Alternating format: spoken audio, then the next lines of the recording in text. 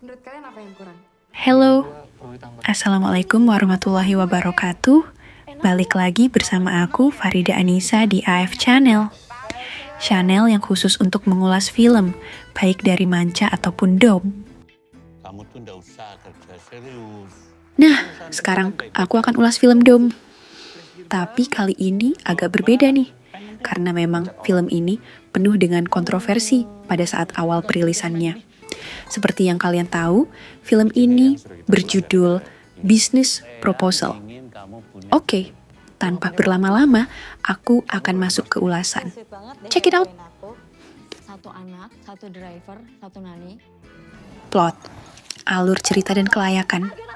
Film ini mengadaptasi kisah dari webtoon dan drama Korea dengan judul serupa, menceritakan Sari, Ariel Tatum, yang menjadi joki kencan buta menggantikan sahabatnya, tanpa sadar bertemu dengan Utama, Abidzar Al-Ghifari, CEO perusahaan tempat ia bekerja.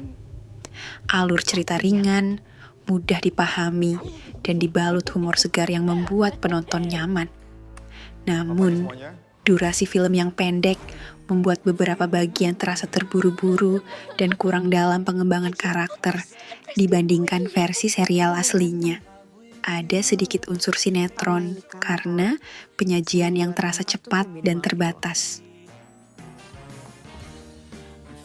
Daya tarik, premis, dan nilai hiburan.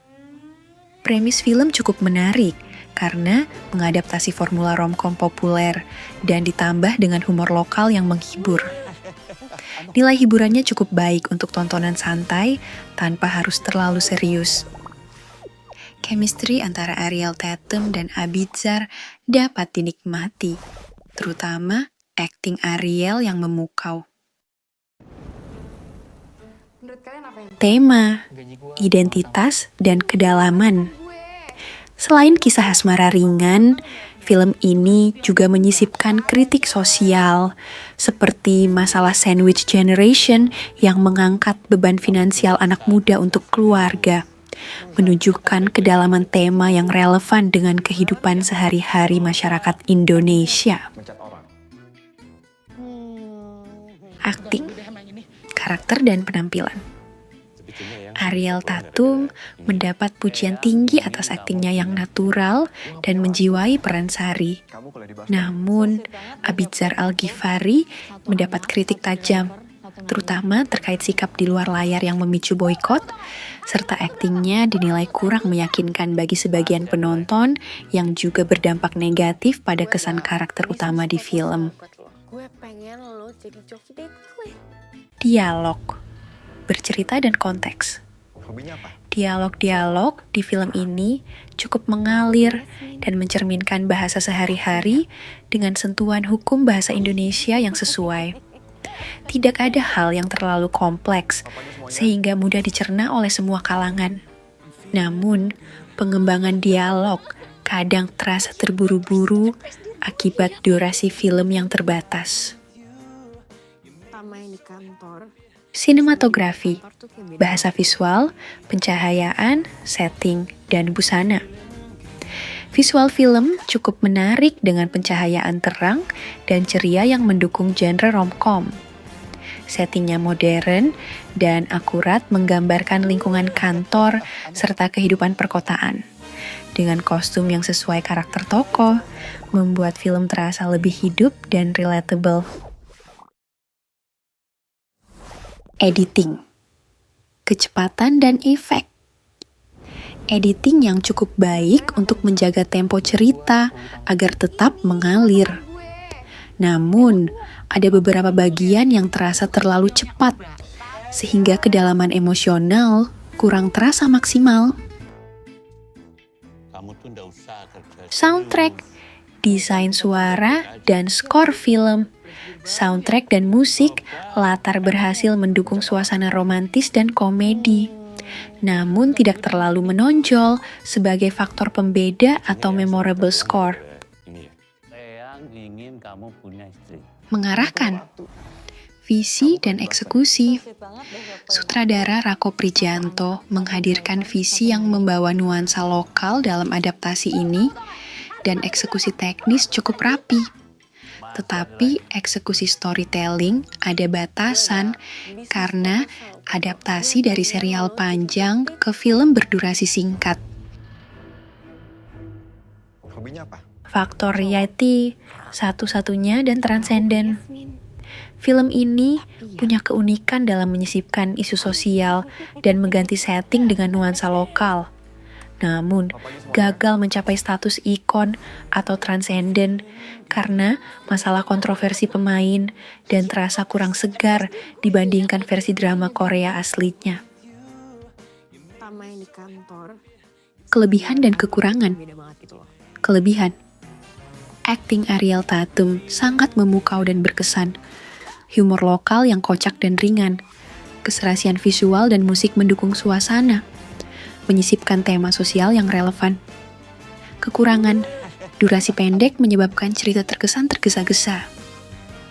Akting pemeran pria utama menuai kontroversi dan kritik. Pendekatan adaptasi yang kurang orisinal dan terasa mirip sinetron.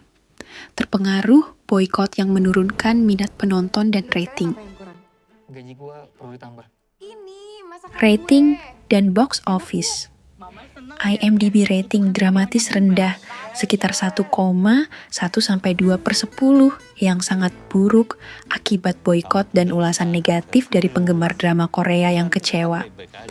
Jumlah penonton hari pertama hanya sekitar 6.900 dengan okupansi bioskop sangat rendah, sekitar 3,4% dari total jadwal tayang. Diperkirakan mengalami kerugian finansial signifikan karena pendapatan bersih yang diperkirakan hanya 375 juta rupiah dari tiket. Jauh di bawah biaya produksi minimal sekitar 2 miliar rupiah. Masih ada lagi. Kesimpulan dan nilai. Proposal buat Kalau dari aku, nilainya 4/10. Karena walaupun film ini mempunyai cerita yang ringan dan menghibur serta akting Ariel yang patut diapresiasi, film ini mendapat efek negatif besar dari kontroversi dan adaptasi yang tidak maksimal sehingga gagal memenuhi ekspektasi penonton. Meski ada usaha membawa nuansa lokal dan tema sosial, eksekusi film yang terburu-buru dan rating buruk membuat film ini tidak layak direkomendasikan sebagai tontonan utama. di luar kantor tuh kayak beda. Namun, sebagai referensi adaptasi dan hiburan santai, film ini masih punya nilai tersendiri. Kesimpulan, Bisnis Proposal Indonesia adalah film komedi romantis adaptasi yang membawa nuansa lokal dengan berbagai elemen budaya dan humor khas Indonesia. Walaupun durasi yang pendek membuat beberapa bagian terasa terburu-buru dan ada kekurangan dalam pengembangan karakter, film ini tetap berhasil menyajikan cerita ringan yang menghibur dan mudah dicerna. Akting Ariel Tatum sangat menonjol dan menambah daya tarik film. Sementara, chemistry antar pemeran utama memberikan keseimbangan yang menyegarkan. Sayangnya, kontroversi seputar salah satu pemeran utama dan rating IMDb yang sangat rendah akibat boykot berdampak besar pada penonton dan penerimaan publik, sehingga film ini gagal secara komersial. Namun, dari sisi produksi dan usaha adaptasi, film ini tetap patut diapresiasi sebagai hiburan ringan yang membawa perspektif lokal tanpa kehilangan esensi romcom yang disukai. Jadi, untuk penonton yang mencari tontonan santai dengan tema cinta dan komedi yang dekat dengan keseharian orang Indonesia, film ini layak untuk dicoba. Walaupun dari segi kualitas dan penerimaan masih ada ruang untuk perbaikan. Tapi ya, Itu tadi ulasan film dari aku, dan belum tentu penilaian dari aku sama dengan penilaian dari kalian. Semoga menambah ilmu dan wawasan film kalian ya. Sampai ketemu di ulasan film selanjutnya.